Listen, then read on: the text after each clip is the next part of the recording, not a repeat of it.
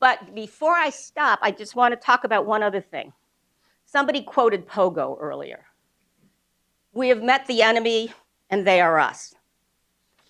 And I'm going to speak just a little bit, not about the letter in Prism, but rather about the responses that I got when I talked to people about the letter.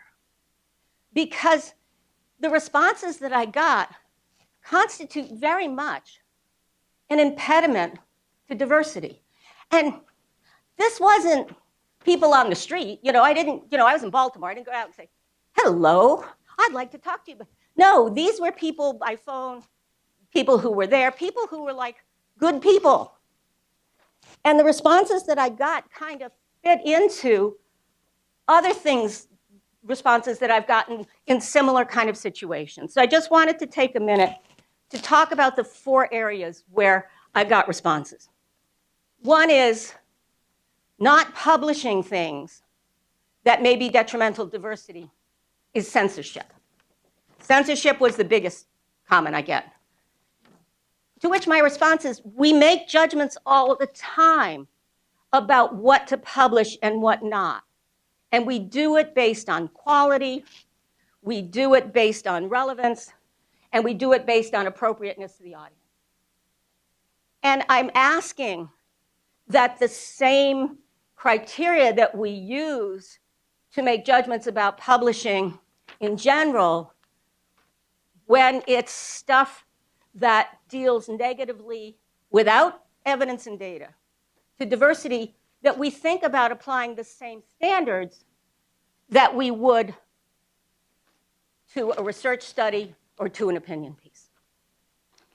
The second argument that I got was, but the people who publish it are allies. We love allies. Well, heck, I'm here for free because I really appreciate ASCE and all the stuff that you're doing. And we're doing, I forgot, I've been a member for about 10 years, so never. I really appreciate ASCE. And I am an ally to lots of people. And sometimes I make mistakes. And if Yolanda calls me on mistakes all the time, never mind. But if you can't call your allies on mistakes, then it's really hard to be true allies. The third, and all right, I'm telling tales out of school. This was from my beloved husband, whose response was, we need to know these attitudes exist. I was on the phone, I started yelling. Luckily, I was on the phone. I was in Baltimore, he was in Massachusetts. We know the attitudes exist. I think most African Americans are pretty clear that racism exists. Possibly LBTG people may possibly be clear that there is homophobia. And heavens knows every woman in this room knows about sexual harassment. In fact, I once said that to my mother, and my mother said, I think every woman in the country has been sexually harassed, except for your Aunt Rona, and I think she's lying.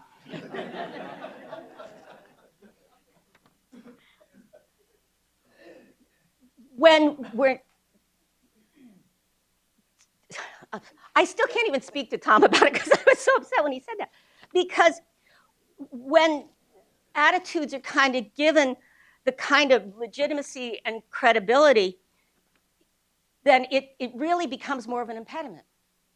Because it gives people who have those attitudes a kind of, see? And then finally, this one bothered me a lot too because it's so true. Our group gets attacked all the time, and they don't speak up for us. So it's not necessary for me to speak up for them. It's also called, AKA, it's not my issue. So sorry, folks, I have to read this. I am reminded of Martin Niemöller's poem. First they came for the communists, but I was not a communist, so I said nothing. Then they came for the social democrats, but I was not a social democrat, so I did nothing. Then they came for the trade unionists, but I was not a trade unionist. And then when they came for the Jews, I was not a Jew, so I did little. And then when they came for me, there was no one left to stand up for me. Eric Jolly says that we won't have true equality until you don't have to be at the table in order to have your issues addressed. He's right. If we all work together, we just might get something done. Thank you.